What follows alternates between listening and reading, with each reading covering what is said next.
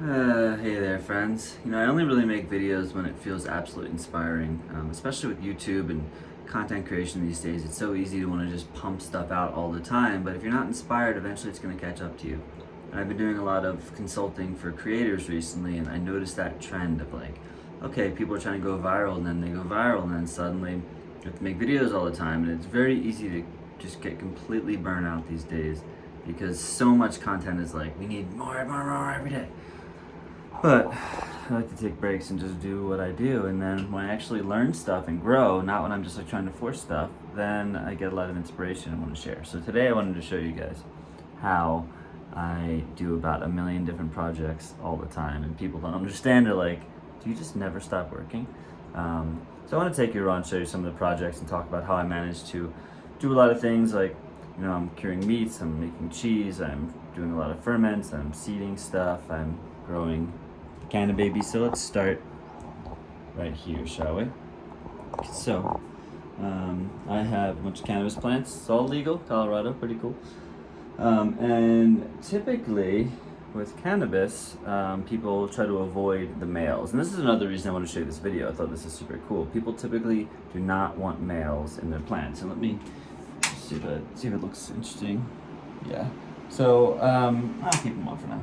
Anyhow, so the issue with males, you have females and male plants. When you have a male, it will pollinate the females, which means the bud won't be great to smoke or use. It's more for getting seed. But I do all my growing for flower outside, and I had some clones and I got some seeds, and I thought it'd be fun to just try to cross-pollinate and make my own strand. So what happens is when you get two different strands, like I have Pachamama and I have another strand, and when the male pollinates the female, you get a whole new strand. So I'm creating essentially my own seeds. So it's pretty cool. Seeds are very expensive. Seeds are literally like $10 per seed. So if you think about like buying a pack of tomatoes, $3 for like 50 seeds, $10 for one cannabis seed. So I'm making my own cannabis seeds, but also my own strand that has never been created before. So I'll just kind of quickly show you. So more people tend to know what these guys look like, right? Right? I'm gonna turn this around.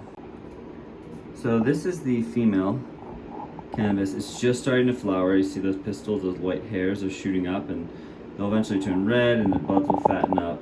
People seem to know what that looks like. What they often don't know is what the male looks like. And this is the male. And earlier I was shaking these, and even though I have a fan on here so that will help, but earlier I was shaking them. Oh, there's some you can see. And the pollen, right? That pollen falls all over and will pollinate the female. So I just find that super cool. Right here, I have a bunch of microgreens. Currently, I already harvested a bunch, so this is all arugula right now. And I love arugula, and I find that in the winter, rather than trying to buy greens, I mostly just seed greens, and even just having microgreens and sprouts. As they say, I can't prove this because I'm no scientist, but there's actually a ton more nutrients in the microgreens. As humans, we tend to like these big greens, and vegetables, but the microgreens hold so many nutrients even in their small form. Now this is where things get exciting, if they haven't already started.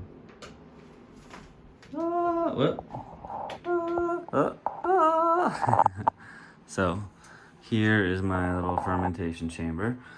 I have a bunch of different things. I'm calling it FAB, fermented alcoholic beverages. This is like apple, pear, beet. There's cider.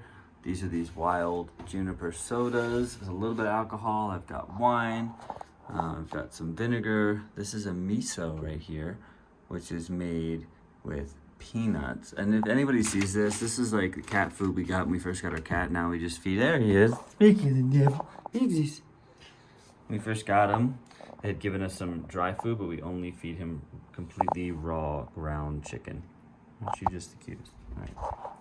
So, I've been making a lot of alcohol, and it's funny because I'm not a big drinker, but I really love making things. And this has gotten me to appreciate alcohol more.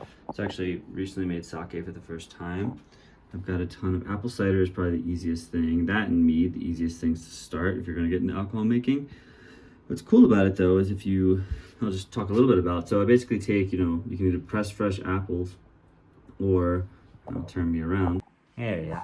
You either press fresh apples or get apple juice. So like fresh cider, put it in an open vessel, add yeast to it, and literally it starts bubbling very quickly. And if you don't add yeast, you can just capture natural yeast in the air. It just takes longer. But you add yeast, and it starts to bubble, and then it starts to go alcoholic. And what I love about making alcohol is that literally every day you taste it, and it starts from like just like delicious grape or whatever juice you're using, apple juice, and then it just gets more and more alcoholic. So over the course of days, you keep tasting it, and you're like, that's sweet, and then it's a little alcoholic, and then by the end it's just like completely alcohol. So I've been doing that, but what's cool is that if you leave it in an open vessel, eventually it will turn to vinegar. And apple cider vinegar has gotten really expensive, so I'm making my own apple cider vinegar. This is also some vinegar, and then of course I have some that will be actually alcohol. And for those that don't know, this is a fermenter lock. So when you're making alcohol and you leave it in an open vessel, it will turn into alcohol. But eventually, if it stays, it will continue to ferment and it will turn into vinegar, which is great if you want vinegar. But if you don't, what you do after it turned to alcohol, or you can just do this right away, is you put a fermenter lock on here. It's very simple. You get some kind of jug or wide mouth jug, and you put this in and add usually water or sanitizing liquid to the top. And what this does is it allows carbon dioxide to escape, but doesn't allow oxygen to get in. Because if the oxygen gets in, it will turn into vinegar, and if carbon dioxide doesn't escape, it will explode the bottle.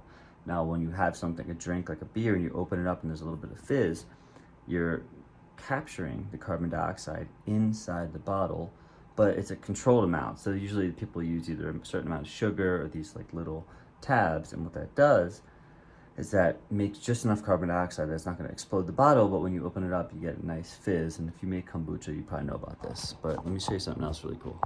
Do you know what this is, Beagle? This here is my meat chamber. This meat chamber, Beagle likes the meat. I'm doing a copa or gabagool, and also this right here is an eye round or a bracciola. And it'll take a few months. This one's almost done. I'm very excited about it because I recently got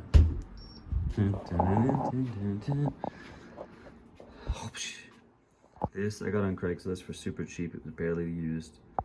I'm someone that scours Craigslist, Facebook Marketplace to find used stuff. I really don't like buying things new unless I absolutely have to. It's just, there's so much waste in this world already. People buy things, they get excited about a hobby, and then they get bored of it. It's just the world we live in. I've been getting a ton of this alcohol stuff. Actually, all the beer stuff that I made, I got for pretty much for free. Somebody had all these 1-gallon beer kits, and I just started pulling out the ingredients and made my own beers out of them. So yeah, if you scour the internet, you'll find lots of glass. We actually, speaking of glass, let's see, Beagle. Oh, Beagle's doing his business. It's kind of dark in here, but yeah, we get spring water from a local spring every month. Be remiss not to show you this. This is the view we wake up to every morning, and we actually host retreats in our home. If you're interested in coming to one, check out the link in the description, youenjoylife.us. And yeah, we host private retreats here for small groups or even one person. And it's really just a way people get to come and immerse themselves in our lives. And, you know, we share the things that we love, and we teach people how to open their voices and things about food and mindful eating. And there's a little hot tub we got there. Anyhow, I'm actually building a chicken coop right now, so that's been my latest obsession. I'll show you the progress as it goes. But in the summer, when it's not freezing, we have a ton of plants growing here. All right, so our kitchen. That's where all the magic happens. I've got some of the classics. Sourdough starter I just fed, sourdough pancake, sourdough we make pretty much every day. Got some different vinegars. This is a chili goji vinegar made from chilies and gojis that we grew here. Red wine vinegar, which was also some wine that we made and turned into vinegar. This is my newest excitement, which is mead. And mead, some say, is the easiest alcohol. You basically are just taking honey, it's got to be raw honey, and water, and mixing it together, and eventually it gets bubbly, and then it starts to turn to alcohol. I did add some pine needles to this. I added a little bit of citrus, some juniper, ginger. Got some Jun here. This is a kiwi done. We got kiwis out of the dumpster. So we do a lot of dumpster diving and we'll turn things into other things. But you hear that, right? That's the carbon dioxide building up, and I'm just releasing a little bit of pressure as this gets more and more. But some blueberry rose John. And then this is an exciting area. Dun, dun, dun, dun. So I have some bokashi. This is the composter that we do. If you don't know bokashi, it's pretty sweet. It's type of Japanese composting, and it's a fermented compost, so it composts things really quickly. You can get these bins, or as you can see, I eventually made my own, but I have two going at once. One is just like, once it's full, it's sitting, and that will sit for about 2 weeks. And this one I'm currently using, and then once it sits, I can dump it in the garden. So it has this liquid that comes out, which is pretty cool because that's what I use to fertilize my cannabis and all my plants. And here, I actually have all my cannabis jars from my harvest. Got a lot this year. And I just love sharing it with friends. It's just something I give out for gifts, and just a great thing to have. Down here, preserved lemons. Magic. This is actually my first attempt to make homemade soy sauce. Got some vinegars. This is a miso, and I'm excited about it because it's sourdough miso. So I've never seen that before, so we'll see how it tastes. And then the different vinegars, there's like a red wine vinegar, but also one that I've added. This is a beer, wine, cider vinegar. We'll see how it turns out. Just another note about cannabis is that, cannabis has a lot of stigma around it, and I find if you use it mindfully, it can be a really powerful medicine. It's really the only medicine that I take for anything, and I have it in tincture form, I have it in oils, and just the flower. And I love just sharing the wisdom of this plant because there's so much to it, but it's been abused over the years. Let's see what else we got here. Don't think it ends outside the fridge. Okay, pickled eggs. It's crazy to me because there's an egg shortage right now, which is one of the reasons I'm getting chickens, and I've always wanted chickens. But I go to the market and there's no eggs on the shelves, and I go into the dumpster of that market and there's tons of eggs thrown out. And I understand if like one cracks, they have to throw the whole carton out, but I get a ton of eggs and I preserve them. This is kraut. Always gotta have the kraut. A bunch of different things in here, magical things and creations. And then actually I've been trying to make brie cheese, so that's gonna be some brie in about a month. I've got cheddars. This is a Monterey Jack that we just opened one. We've been aging them for a while. Making chorizo in my meat hanger. That's been incredible. Yeah, and let's take you to the Viva la Resistance. Oh, also Aja makes these incredible creams. They're made with local tallow, and just like people love this stuff. Oh, and what a time. Ready for this? Oh my god. The sunrises have been total and utter delicious insanity recently. Yes, still doing the barefoot thing. Boom. So, would you look at this thing? So I'm still quite a novice builder. My dad's really into building and great at it, and he's definitely taught me a lot. So I've actually been reclaiming mostly old wood. Our neighbors had a big shed, and they used to have a farm, so I'm getting all these pallets, and I was cleaning them yesterday, and I'm gonna build a nice chicken coop right here. And just making sure, of course, that it is protected by all the predators, or from the predators.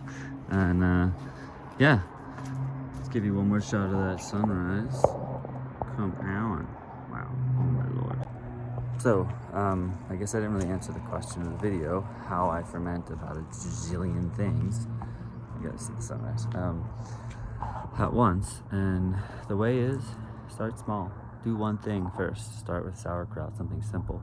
And what I do is, like, every week I dedicate time to different projects. Aja and I try to do once a week a silent day with no technology, so I get a lot done that day. There's a lot of resting, but also just a lot of projects. And what I'll do is I'll spend time on one thing. Like, I'll make cheese, and it's a couple-hour process, and I make the cheese, and then once it's ready to be aged, I put it in a proper aging space, and then I forget about it. What's cool with things like cheese and alcohols, it's literally, you know, you make it. It takes time. It can be 4 or 5 hours, whatever the time is, but then it could age for months, if not years.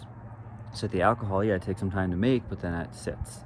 And then what I do is every morning I wake up and I go around to all my different projects and I check on everything that's more pressing. For example, sourdough starter, that's an everyday thing. So every morning, walk around, make sure, you know, look at sourdough, okay, feed the starter, cool. If there's bread ready to bake, I bake the bread. And then I look at the miso. If I notice any kind of molds or anything odd, I just clean it off, I check it. Same with the cheese, I vacuum seal my cheese, so I check it to make sure there's too much moisture.